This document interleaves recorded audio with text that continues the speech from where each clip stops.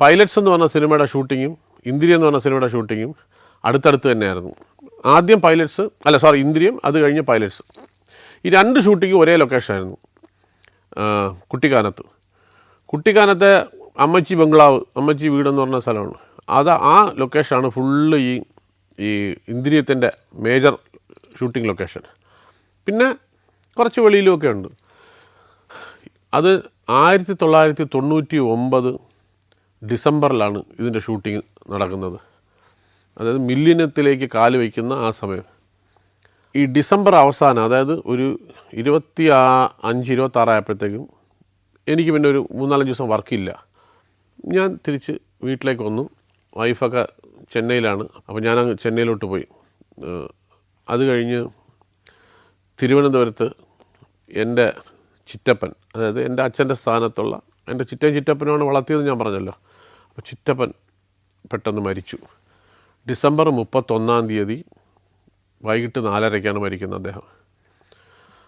അതായത് ഒരു 7 മണിക്കൂറൂടെ ജീവിച്ചിരുന്നു, 8 മണിക്കൂറൂടെ ജീവിച്ചിരുന്ന അദ്ദേഹം മില്ലിനിയത്തിലേക്ക് 2000 പ്രവേശിച്ചാണ്.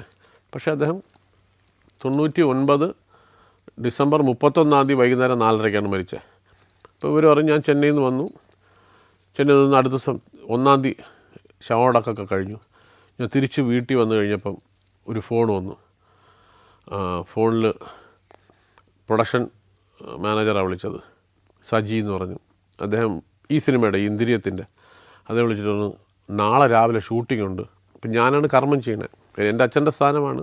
അപ്പം ചിറ്റപ്പനും ചിറ്റയ്ക്കും ഉള്ളത് മകളുമാണ്. അപ്പം ആണുങ്ങളാണല്ലോ കർമ്മം ചെയ്യണത്. ഇന്നിപ്പോൾ പെണ്ണുങ്ങളൊക്കെ ചെയ്യുന്നുണ്ടെന്ന് തോന്നുന്നു. അപ്പം ഇയാൾ പറഞ്ഞു നാളെ രാവിലെ ഷൂട്ടിംഗ് ഉണ്ടെന്ന് പറഞ്ഞു. ഞാൻ പറഞ്ഞു ഷൂട്ടിങ്ങിനൊന്നും വരാക്കില്ല, ഇയാൾ വേറെ പണി നോക്കുമെന്ന് പറഞ്ഞ് ഫോൺ വെച്ചു. ഇപ്പോൾ ഇയാളെ തിരിച്ച് വീണ്ടും വിളിച്ചു. അയ്യോ ചേട്ടാ വരാതിരുന്നാൽ ഒക്കില്ല, വന്നേ ഒക്കുള്ളൂ. കാര്യം 3 ദിവസത്തെ പെർമിഷൻ കിട്ടിയിരിക്കുന്നത് തേക്കടിയിൽ ഷൂട്ട് ചെയ്യാനായിട്ട്. അപ്പോൾ തേക്കടിയിൽ വെള്ളത്തിൽ ക്രോസ് ചെയ്യുന്ന ഒരു സീക്വൻസ് ഉണ്ട്. ഈ മുള കൊണ്ടുണ്ടാക്കിയ ഒരു റാഫ്റ്റിനകത്ത് ക്രോസ് ചെയ്യുന്ന ഒരു സീക്വൻസ് ഉണ്ട് അതിനകത്ത്.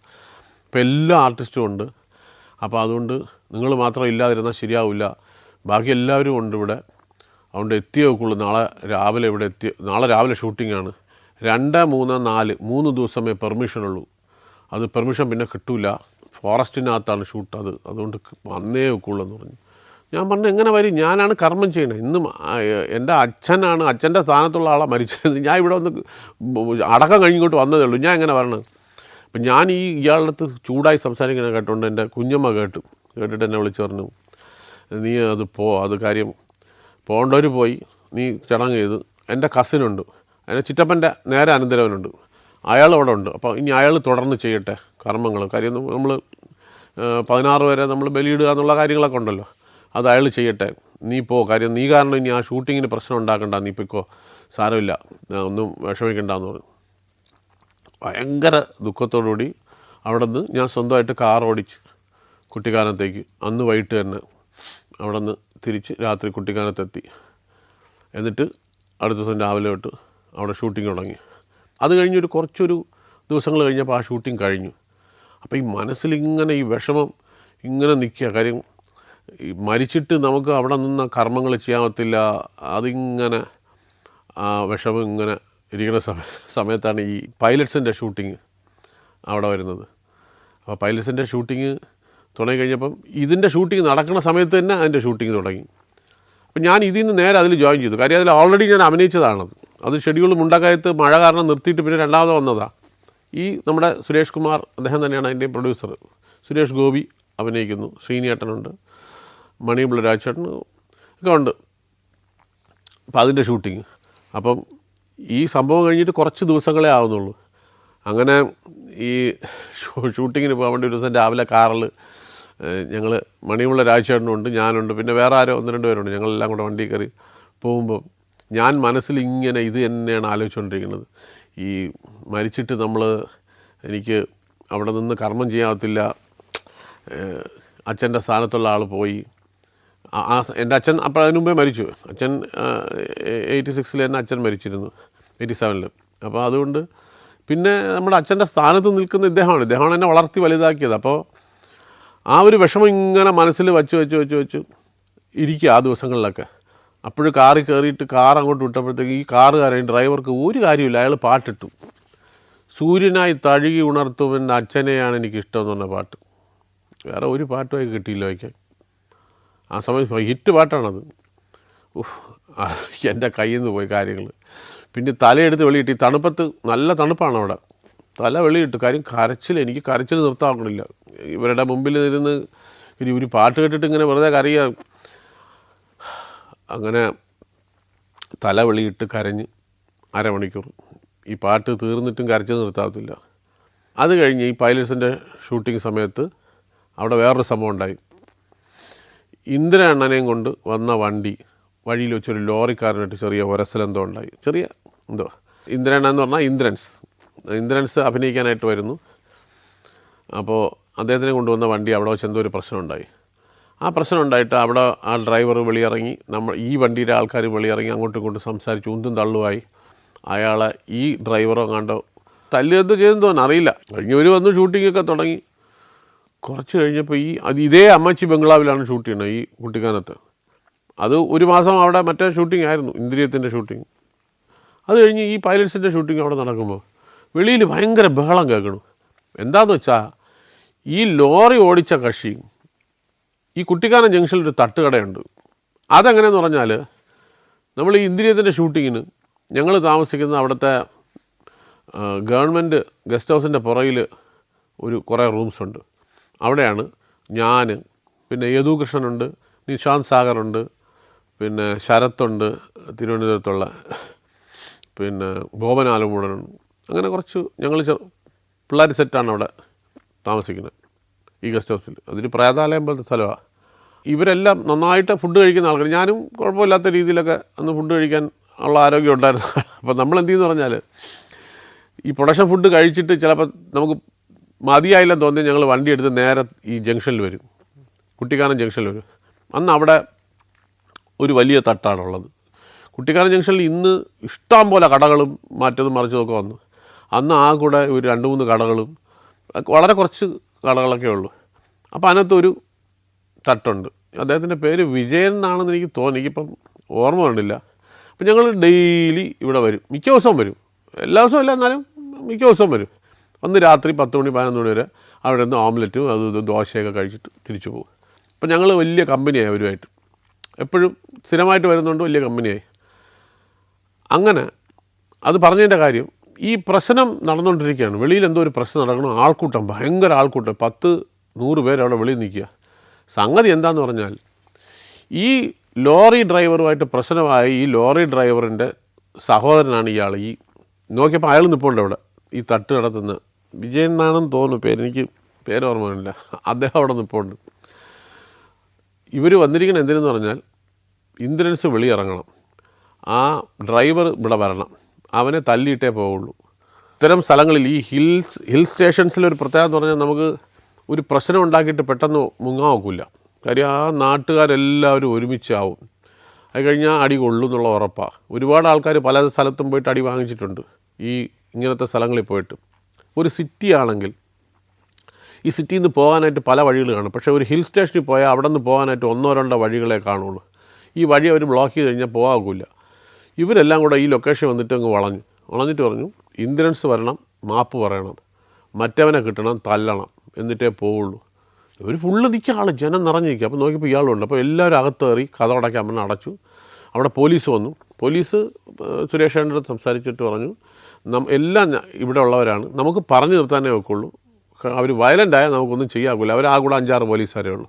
അപ്പോൾ അതുകൊണ്ട് ഇപ്പോൾ സുരേഷ് ഏട്ടൻ എനിക്കൊന്ന് കോട്ടയം SP ഒക്കെ വിളിക്കുകയൊക്കെ ചെയ്തു. പക്ഷേ അവിടെ നിന്നൊക്കെ ആളൊക്കെ പോലീസൊക്കെ വരണം. പക്ഷേ പോലീസ് വന്നിട്ടും കാര്യമില്ല, കാര്യം ഇത് ജനങ്ങൾ വയലൻ്റായിട്ട് നിൽക്കുകയാണ്.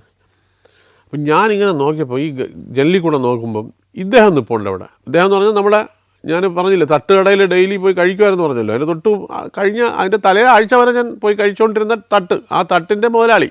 അപ്പോൾ അദ്ദേഹം അവിടെ ഫ്രണ്ടിൽ നിന്നിട്ട് ഈ പറയുന്നുണ്ട്, ഇവനെ തല്ലിയവനെ ഇറക്കി വിടറാ വെളിയിലെന്നൊക്കെ പറഞ്ഞ് ഭയങ്കര ബഹളം ഉണ്ടാക്കുന്നുണ്ട്. അപ്പോൾ ഞാൻ നോക്കിയപ്പോൾ ഇയാളെ കണ്ടപ്പോൾ എനിക്ക് മനസ്സിലായി. അപ്പോൾ ഞാൻ എന്ത് ചെയ്തു, ഞാൻ പറഞ്ഞു ഞാൻ അങ്ങോട്ട് പോകണമെന്ന് പറഞ്ഞു. അപ്പോൾ പോരുത്, ചുമ്മാ അവിടെ ചെന്ന് അടി കിട്ടും, അവന്മാർ കിട്ടിയാലും അടിക്കുമെന്ന് പറഞ്ഞ് നിൽക്കുകയെന്ന് പറഞ്ഞു. നമ്മൾ വരട്ടെ നോക്കട്ടെ എന്ന് പറഞ്ഞു. ഞാൻ ഇറങ്ങി നടന്നങ്ങോട്ട് അടുത്തപ്പോഴത്തേക്കും ഇയാൾ എന്നെ വിളിച്ച്, ഹൈ നിങ്ങളിവിടെ ഉണ്ടായിരുന്നാ? ഞാൻ പറഞ്ഞു ഉണ്ടായിരുന്നു. എന്താണ് ആ പ്രശ്നം എന്ന് ചോദിച്ചു. എൻ്റെ സഹോദരനല്ലേ, അവനെയല്ലേ തല്ലിയത്. ഞാൻ പറഞ്ഞു ആര് തല്ലി? അതിങ്ങനെ പ്രശ്നം ഉണ്ടാകും. ഞാൻ പറഞ്ഞു അത് അറിയാതെ അബദ്ധത്തിൽ പറ്റിയതായിരിക്കും. ചുരുക്കത്തിൽ ഈ സംസാരിച്ചുകൊണ്ടിരുന്നപ്പോൾ ഈ ബഹളം ഒന്നും ഒതുങ്ങി. അപ്പോഴത്തേക്ക് പിന്നെ അവിടെ ആരോ വന്നിട്ട് ഇന്ദ്രൻ ഇറങ്ങി വന്നിട്ട് അത് അറിയാതെ പറ്റിയപ്പോഴാണ് അത് നിങ്ങൾ ക്ഷമിച്ചാലേ പ്രശ്നമൊന്നും ഉണ്ടാക്കണമെന്ന് എല്ലാവരും വന്ന് സംസാരിച്ചു. അല്ല അവനെ ഒന്ന് ഒരു തല്ലെങ്കിലും തല്ലണ്ടേന്ന് പറഞ്ഞു. തല്ലൊന്നും വേണ്ട, അതൊക്കെ വിട്ടേക്ക് എന്ന് പറഞ്ഞു. അപ്പോൾ ഇയാൾ ഒന്ന് നന്നായിട്ട് തണുത്തു. കാര്യം എന്നെ കണ്ടപ്പം നമ്മൾ കുറേ ദിവസങ്ങൾ അദ്ദേഹത്തിൻ്റെ കടയിൽ ചെന്ന് കഴിച്ചതല്ലേ. അപ്പോൾ ആ ഒരു ഇതിൽ ആ പ്രശ്നം അങ്ങനെ അങ്ങ് സോൾവായി. അപ്പോൾ അറിഞ്ഞോ അറിയാതെ ഞാനൊരു കാരണക്കാരനായി എന്നേ ഉള്ളൂ. അത് ഭയങ്കര ടെൻഷനായിരുന്നു. വലിയ പോലീസ് വന്നാൽ പോലും തീരാത്തൊരവസ്ഥയിലിരുന്ന ഒരു സംഭവമാണ്. എന്തോ ഭാഗ്യം കൊണ്ട് നമ്മുടെ ഒരു പ്രസൻസ് കൊണ്ട് അതങ്ങനെ വലിയ അടിയും പ്രശ്നമൊന്നും ആവാതെ തേഞ്ഞങ്ങ് പോയി. സഞ്ചാരത്തോടൊപ്പം യാത്രകൾ നടത്താൻ ഇതാ നിങ്ങൾക്കും അവസരം.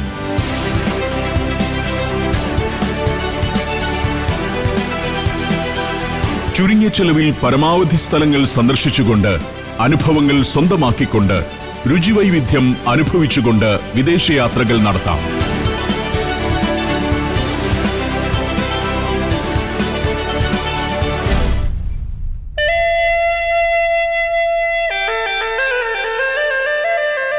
Thrilling Thailand. തായ്ലാൻഡിലെ Bangkok, Pattaya, tiger zoo, coral island, Nong Nooch gardens, marine park, safari world, പുരാതന സിയം പട്ടണം, ഇന്ദിരാ മാർക്കറ്റ് തുടങ്ങിയ ഡെസ്റ്റിനേഷനുകൾ, പ്രശസ്തമായ Alcazar show, floating market, beach വിനോദങ്ങൾ, ബോട്ട് റൈഡ്, സ്പീഡ് ബോട്ട് യാത്ര എന്നിവയെല്ലാം ആസ്വദിക്കാം. ഫുഡ് സ്ട്രീറ്റുകളും നൈറ്റ് മാർക്കറ്റുകളും സന്ദർശിക്കാം. തായ്ലാൻഡിൽ 4 പകലും 3 രാത്രിയും.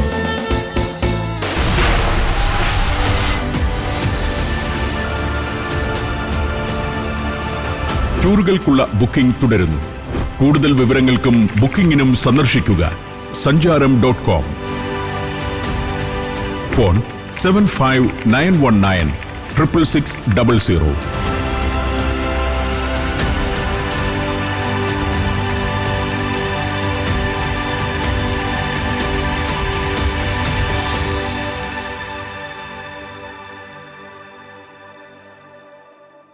ഈ ഗസ്റ്റ് ഹൗസിൽ താമസിച്ച ഒരു മാസം ഉണ്ടായിരുന്നു അവിടെ. എല്ലാ ദിവസവും രാവിലെ 5 മണിയാകുമ്പോൾ ഒരു ജീപ്പ് വരും. പ്രൊഡക്ഷനിൽ ജീപ്പാണ് കൂടുതലും ഈ രാവിലെ ചായ കൊടുക്കുന്നത്. അന്നത്തെ ഒരു എന്ന് പറഞ്ഞാൽ എല്ലാ ആൾക്കാർക്കും രാവിലെ കൊണ്ട് ചായ കൊടുക്കും. അപ്പോൾ ഈ വണ്ടി വരും. ഞങ്ങൾ 3 പേര് ഒരു റൂമിലാണ്. ഞാൻ, യദുകൃഷ്ണൻ, നിശാന്ത് സാഗർ, ഞങ്ങൾ 3 പേരും ഒരു റൂമിൽ. തൊട്ടടുത്ത റൂമിൽ ബോമനാലും മുടൻ അങ്ങനെ.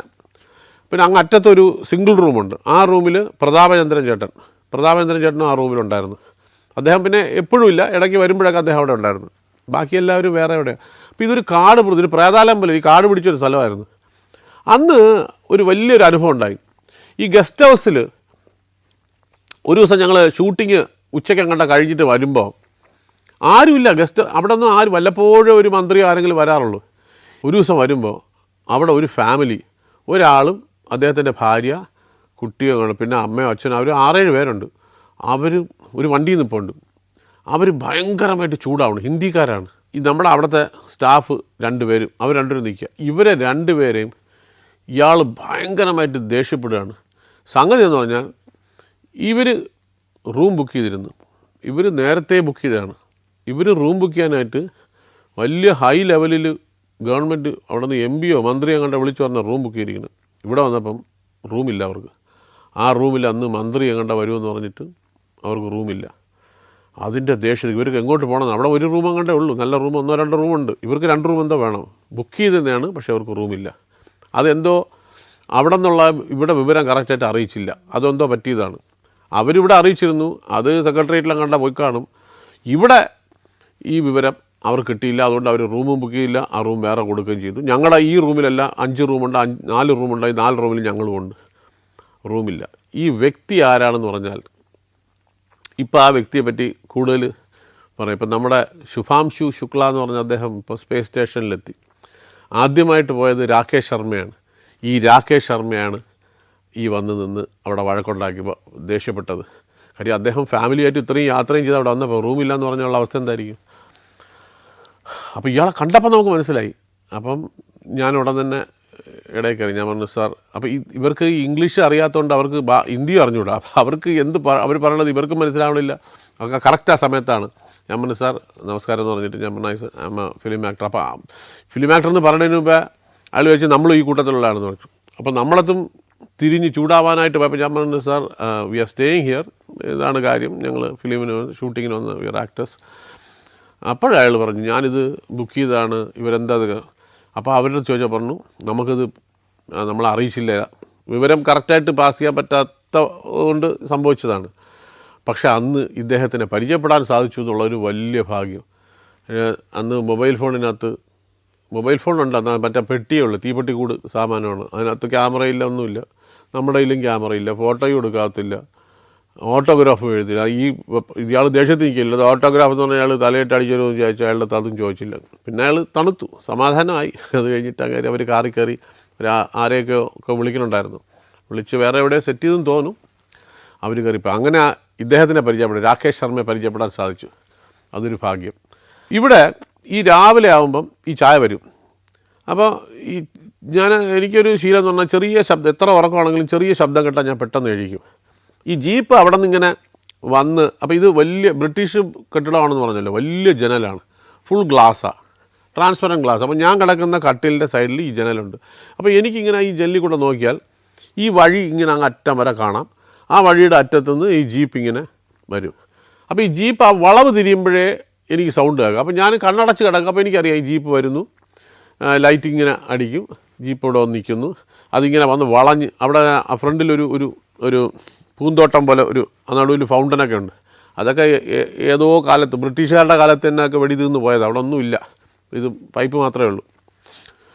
അതിലിങ്ങനെ ചുറ്റി റൗണ്ട് ചെയ്തുകൊണ്ട് നിൽക്കും. എന്നിട്ട് ഇയാൾ ജീപ്പ് ഓഫാവും. ഇതെല്ലാം ഞാൻ അകത്ത് കിടന്നുകൊണ്ട് നമുക്ക് കേൾക്കാം. ഇങ്ങനെ നോക്കിയാൽ കാണാം, ഈ ജനലിൽ കൂടെ കാണാം. പക്ഷേ നോക്കാതെ തന്നെ ഞാൻ ഇത് ഡെയിലി രാവിലെ ഈ 5 മണിക്ക് ഇത് കേൾക്കുന്നുണ്ട്. ഇങ്ങനെ ഈ വണ്ടി വന്ന് നിൽക്കുന്നു, ഇത് തുറക്കും, ബാക്കിൽ വന്ന് ഇയാൾ ഈ ഡോറ് തുറക്കും, പിന്നെ സൗണ്ട് കേൾക്കും. പിന്നെ ഈ ചായ ഒഴിക്കുന്ന ഒരിതാണ്. എന്നിട്ട് അവിടെ വന്നു കഴിഞ്ഞാൽ ഒരു 2 മിനിറ്റ് കഴിയുമ്പം ടക്ക് ടക്ക് ടക്ക് കതവ് തട്ട്, ഞാൻ എഴിച്ചു പോകും. ഞാനാണ് എഴിച്ചു പോകുന്നത്. ഈ 2 പേരും സുഖമായിട്ട് ഉറങ്ങും. ഇവർ അവിടെ ആറ്റം ബോംബ് പൊട്ടിയാൽ ഈ 2 എണ്ണം എഴിക്കില്ല. ഞാൻ എഴിച്ചു പോകും, കഥ ഉറക്കും, ഈ 3 ചായ വാങ്ങിച്ച് അവിടെ വയ്ക്കും. ആ ശരി, ഓ എഴിച്ചില്ലല്ലേ എന്തെങ്കിലും അവനറിയാം ഇവർ ഇറങ്ങിക്കില്ലത്. അപ്പോൾ ഞാൻ ഈ ചായ കുടിക്കും, ഞാൻ ബാത്റൂമിൽ പോകും. എല്ലാം കഴിഞ്ഞിട്ട് ഞാൻ ഈ 2 എണ്ണത്തിനെ വിളിച്ച് ഈ 2 എണ്ണവും പതുക്കെ ഞെളിഞ്ഞ് അങ്ങോട്ടും തിരിഞ്ഞ് ഇങ്ങോട്ടും തിരിഞ്ഞ് കിടക്കും. ഞാൻ പിന്നെ പോയി കുളിക്കും. ഇതെല്ലാം കഴിഞ്ഞ് ഷൂട്ടിങ്ങിന് പോകാൻ വണ്ടി വരുമ്പോൾ ഈ 2 എണ്ണം നൂന്ന് റെഡിയായി. അപ്പോഴാണ് ഭയങ്കര തണുപ്പാണ്, ഒരു സുഖമായിട്ട് കിടന്ന് ഉറങ്ങണതാണ്. എഴിച്ച് അവരും പെട്ടെന്ന് ചാടി പിടിച്ച് റെഡിയായി അവരും വരും. അങ്ങനെ ഇത് സ്ഥിരമായിട്ട് നടക്കുന്ന സംഭവം. ഒരു ദിവസം ഇതുപോലെ ആ വണ്ടി അവിടെ നിന്ന് ഇങ്ങനെ വരുന്നു. അപ്പോൾ എനിക്ക് ഈ വെളിച്ചം കണ്ണടച്ചിടക്കിടങ്കിൽ നമുക്ക് ആ കുറ്റാകുറ്റി ഇരുട്ടാണ്, ഒന്നും കാണാം, ഒന്നുമില്ലാത്ത സ്ഥലമായതുകൊണ്ട് ഈ വെളിച്ചം നമുക്ക് ഫീൽ ചെയ്യും. അപ്പോൾ ഈ ജീപ്പിൻ്റെ ലൈറ്റ് ഇങ്ങനെ അടിച്ചുകൊണ്ടേയിരിക്കും. അപ്പോൾ ഈ വെളിച്ചം നമ്മൾ ഫീൽ ചെയ്യുന്നുണ്ട്. വണ്ടി വന്ന് നിൽക്കുന്നു, വണ്ടി ഓഫാവുന്നു, ബാക്കിലത്തെ ഡോർ തുറക്കുന്നു. ഇതെല്ലാം ഞാൻ കണ്ണടച്ചോണ്ട് ഇങ്ങനെ കേൾക്കുകയാണ്.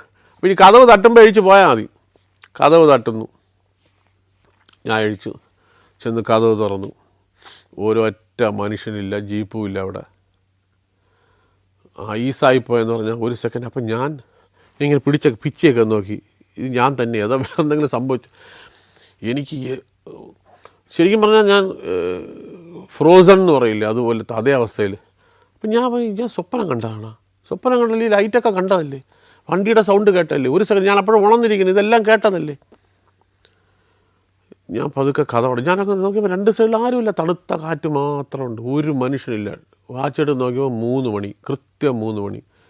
ഞാൻ നേരെ കഥ അടച്ച് മിണ്ടാതെ വന്ന് കുറച്ച് നേരം കിടന്നു. ദൈവമേ, പിശാചാണോ പ്രേതമാണോ ഇതെന്ത് സംഭവം? അതല്ലെങ്കിൽ അവിടെ ഉള്ളവർ കഥ പറഞ്ഞു, അവിടെ ഭയങ്കര പ്രേതശല്യമുള്ള സ്ഥലമാണെന്നൊക്കെ പറഞ്ഞ് പേടിപ്പിച്ച് വെച്ചിട്ടുണ്ട്. പ്രേതമരണ വരട്ടെ, പ്രേതത്തിനെ കൂടെ പിടിച്ച് കട്ടിൽ കൊടുക്കാക്കില്ല. 3 കട്ടിലിൽ 3 പേരുണ്ട്, താഴെ വല്ലതും കിടക്കേണ്ടി വരും, അത്രയേ ഉള്ളൂ. അതുകൊണ്ട് വരണമെങ്കിൽ വരട്ടെ എന്നുള്ളൊരു. പക്ഷേ ഇങ്ങനൊരു അനുഭവം ഉണ്ടായപ്പോൾ ഞാൻ ശരിക്കും ഇവരൊന്നും വിളിച്ചില്ല, അവരൊന്നും അറിഞ്ഞില്ല. അപ്പോൾ എൻ്റെ മനസ്സിൽ എനിക്ക് തോന്നിയ ഫീലിംഗ് ആയിരിക്കാം അത്. പക്ഷേ ഈ വെളിച്ചം ഞാൻ കാണുന്നു, പിന്നെ ഈ വണ്ടിയുടെ സൗണ്ട് ക്ലിയറായിട്ട് കേൾക്കുന്നു. എനിക്കിപ്പോഴും ഇന്നലെ നടന്നതുപോലെ ഓർമ്മയുള്ള സംഭവമാണ്. അപ്പോൾ അതെനിക്കിപ്പോഴും അറിഞ്ഞുകൂടാ എന്താ സംഭവിച്ചതെന്ന്. ഒരുപക്ഷെ സൈക്കോളജിക്കൽ അതായിരിക്കാം അതിൻ്റെ ഒരു, അല്ലാതെ വേറെ പിശാച് വന്ന് സൗണ്ട് അടിക്കുകയും ജീപ്പിനെ ഓടിച്ചുകൊണ്ട് വരികയും ചെയ്തതല്ല. അതിൻ്റെ ആൻറ്റി ക്ലൈമാക്സ് എന്ന് പറഞ്ഞാൽ, രാവിലെ ലൊക്കേഷൻ വെച്ച് ഞാൻ ഈ കഥ ഇവരുടെ അടുത്ത് പറഞ്ഞു, ബാക്കിയുള്ളവരുടെ അടുത്ത്. എൻ്റെ ദൈവമേ, പിന്നെ അവരുടെ ഒരു പേടി. രാത്രിയാകുമ്പോൾ ഞാൻ ഒരു കാര്യമില്ല, ഞാൻ ഇന്നിനി ജീപ്പ് വരുമ്പോൾ ആരെങ്കിലും ചേട്ടാ ചുമ്മാ ഇരിക്കും, മനുഷ്യനെ പേടിപ്പിക്കല്ലേ. ഞാൻ പറഞ്ഞു ഇത് ഇന്നലെ ചേട്ടാ സൗണ്ട് ഉണ്ടാക്കരുത്, വാ തുറക്കരുത്, മിണ്ടായിരുന്നാൽ മതി. യദുവിനൊക്കെ എന്താ പേടിയെന്ന് അറിയുമ്പോൾ ഇവരെല്ലാം ഫുള്ള് ടീം പേടി. ഞാൻ പറഞ്ഞു വല്ല പറയുന്നുണ്ടെങ്കിൽ വരട്ടെന്നേ, കുഴപ്പമില്ല, നമുക്ക് നോക്കാം, മാനേജ് ചെയ്യാം അവരെ. പക്ഷെ ഇവർ പക്ഷെ ഭയങ്കര പേടി. ഇത് ഇടയ്ക്കിടയ്ക്ക് ഞാൻ ചുമ്മാ ഇരിക്കുമ്പോൾ, എന്നാൽ ആ ജീപ്പ് വന്നത്, ചേട്ടാ ചുമ്മാ ഇരിക്കുന്നുണ്ടോ, ശരി ചുമ്മാ ഇരിക്കും. ഇപ്പോഴും യദുവിൻ്റെ അടുത്ത് കണ്ടാൽ, യദു അന്നത്തെ ആ ജീപ്പ് എന്ന് പറഞ്ഞാൽ യദു ചിലപ്പോൾ ഇപ്പോൾ ഇടിക്കുമല്ലേ പറഞ്ഞ, ചേട്ടന് വേറെ പണിയൊന്നും ഇല്ലെന്ന് പറഞ്ഞാൽ എൻ്റെ അടുത്ത് ചൂടാവും. അത് മറക്കാക്കില്ല. പക്ഷേ ഇപ്പോഴും അതൊരു ചോദ്യചിഹ്നം. ഞാൻ അങ്ങനെ അത്രയും ഫീൽ ചെയ്തു. വളരെ കൃത്യമായിട്ട് ഇത് കേൾക്കുകയും ഈ വെളിച്ചം കാണുകയും എല്ലാം ചെയ്തത് എങ്ങനെ, എന്തുകൊണ്ട്, എന്ത് സംഭവിച്ചു, ഉത്തരവില്ല. ആർക്കെങ്കിലും ഉത്തരം കാണുമായിരിക്കാം, ഉണ്ടെങ്കിൽ എൻ്റെ അടുത്ത് പറഞ്ഞു തന്നാൽ കൊള്ളാം. അങ്ങനത്തെ ചില പ്രേതശല്യങ്ങൾ. അപ്പോൾ അമ്പിളിച്ചേട്ടൻ കുറേ കഥകൾ പറഞ്ഞിട്ടുണ്ട്. ചില സ്ഥലങ്ങളിലൊക്കെ പോയിട്ട് ഭയങ്കര അമ്പിളിച്ചേട്ടനുണ്ടായി ഇതൊരു അനുഭവം. രാത്രി ഇതുപോലെ മൂന്നാറിൽ നിന്ന് അദ്ദേഹം രാത്രി 12 മണിക്ക് യാത്ര ചെയ്ത് വന്നുകൊണ്ടിരിക്കുക. മൂന്നാറിൽ നിന്ന് കൊച്ചിയിലേക്കോ എവിടത്തേക്കോ അങ്ങനെ വന്നുകൊണ്ടിരിക്കുമ്പോൾ അദ്ദേഹം ബാക്കിൽ തലേണ വെച്ച് കിടന്നുറങ്ങും. അപ്പോൾ കുറച്ച് കഴിഞ്ഞപ്പോഴത്തേക്കും വണ്ടി നിർത്തി. അപ്പോൾ അമ്പിളിച്ചേട്ടൻ എഴുതിയിട്ട് ചോദിച്ചു, എന്താണ് നിർത്തിയെന്ന് ചോദിച്ചപ്പോൾ ഡ്രൈവർ പറഞ്ഞു, ചേട്ടാ ഉറക്കം വരണം, ഞാനൊരു അരമണിക്കൂർ പറഞ്ഞു. ശരി ഉറങ്ങിക്കോന്ന് പറഞ്ഞു. വണ്ടി ഒതുക്കി നിർത്തിയിട്ട് ഇയാളും കിടന്നുറങ്ങി, അമ്പിളിച്ചേട്ടനും ഉറങ്ങി. കുറച്ച് കഴിഞ്ഞപ്പോൾ അമ്പിളിച്ചേട്ടൻ സ്വപ്നം കാണുന്നത് കുറേ ആൾക്കാർ വണ്ടിയുടെ ചുറ്റും വന്ന് നിന്നിട്ട് ഗ്ലാസ്സിൽ കൂടെ ഇങ്ങനെ നോക്കുന്നു. ജ്യോതിഷമാർ കിടക്കണമെന്ന് പറഞ്ഞിട്ട് ഇങ്ങനെ നോക്കുന്നു ആൾക്കാർ. അപ്പോൾ അമ്പിളിച്ചേട്ടൻ മനസ്സിൽ, ഞാൻ അമ്പിളിച്ചേട്ടൻ എന്ന് പറയുമ്പോൾ ജഗതി ശ്രീകുമാറാണ് എന്നുള്ളത് ഞാൻ എല്ലാവർക്കും അറിയാം, ഇപ്പോൾ അമ്പിളിച്ചേട്ടൻ എന്നാണ് വിളിക്കണതെന്ന്.